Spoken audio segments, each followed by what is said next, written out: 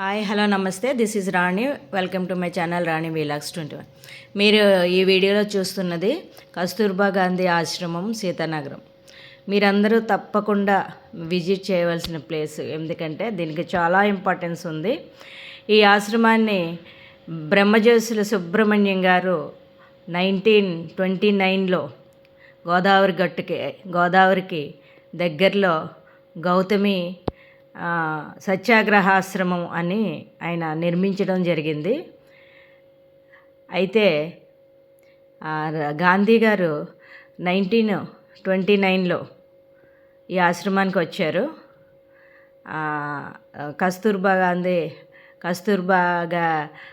కస్తూర్బాయి సమేతంగా ఆయన రావడం అయితే జరిగింది ఈ ఆశ్రమానికి.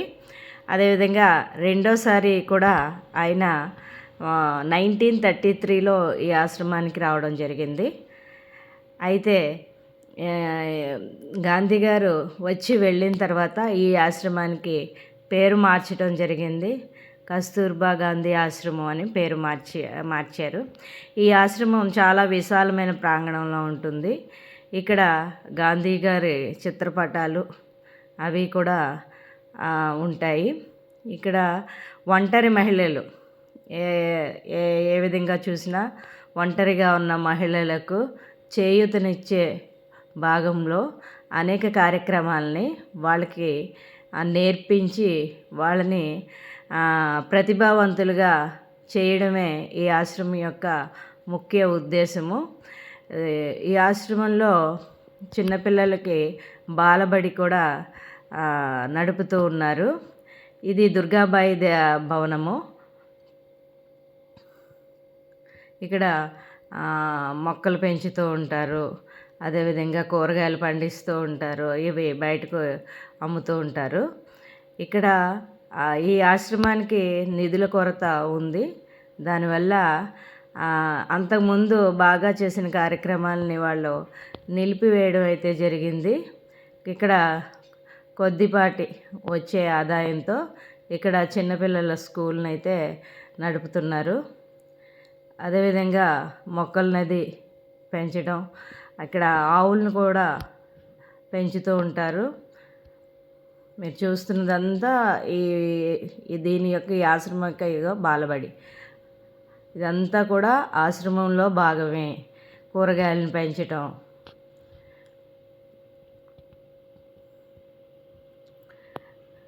ఈ ఆశ్రమంలోకి వెళితే మనకి అప్పుడు గాంధీ గారు ఈ ఆశ్రమాన్ని సందర్శించారే అని ఒక రకమైన మనకి ఫీలింగ్ అనేది ఈ ఆశ్రమంలోకి వెళ్ళిన తర్వాత మనకి తెలుస్తుంది.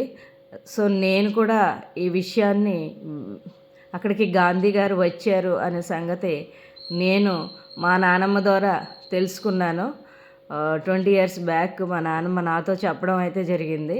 ఈ ఆశ్రమానికి గాంధీ గారు వచ్చారు, గాంధీ గారు నేను చూశాను అని మా నాన్నమ్మ గారు నాకు చెప్పడం జరిగింది.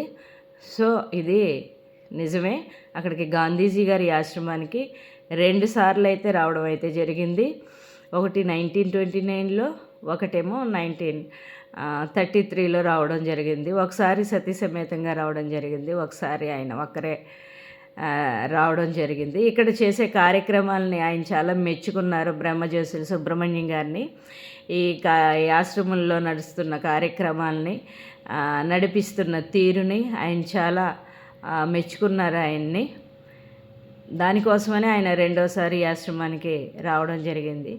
ఆ ప్రక్రియలో ఈ ఆశ్రమానికి అప్పుడే పేరు మార్చడం జరిగింది. రెండోసారి వచ్చినప్పుడు కస్తూర్బా గాంధీ గారు చనిపోవడం జరిగింది. దానివల్ల ఆశ్రమానికి కస్తూర్బా గాంధీ ఆశ్రమం అని పెట్టడం అయితే జరిగింది.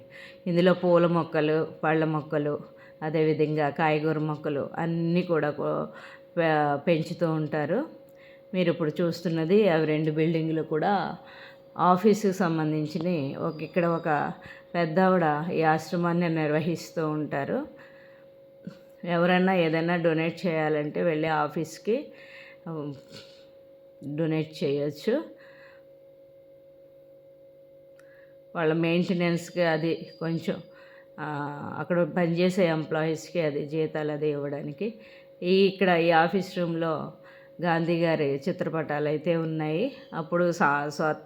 అప్పుడు సందర్శించిన గాంధీ గారు సందర్శించినప్పుడు ఆయనతో మిగిలిన వాళ్ళు ఫోటోలు కూడా ఈ ఆఫీస్ రూమ్లో అయితే పెట్టడం జరిగింది. చూస్తున్నారా చుట్టూ ఉన్న మొక్కలు మల్లె పువ్వులు, మల్లె చెట్లు అటు ఇటు కూడా ఫుల్గా మల్లె చెట్లు.